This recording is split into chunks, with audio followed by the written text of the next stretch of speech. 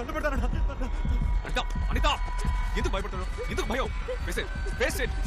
మనసులో ఉన్న కోపం గీపం అంతా వాడితో సహా తీసి పారేసి హోల్ హార్టెడ్ గా ఒక ప్లేయర్ గా మాత్రమేరా. ఏం చేయమంటావు? ఒక్క నిమిషం, నేను ఫేస్ చేసి వస్తాను.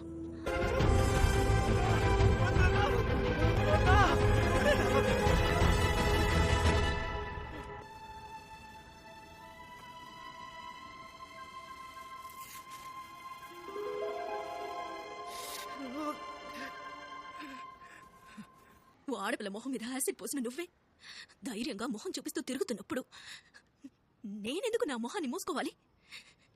ఈ ముసుగిక నాకు అవసరం లేదు.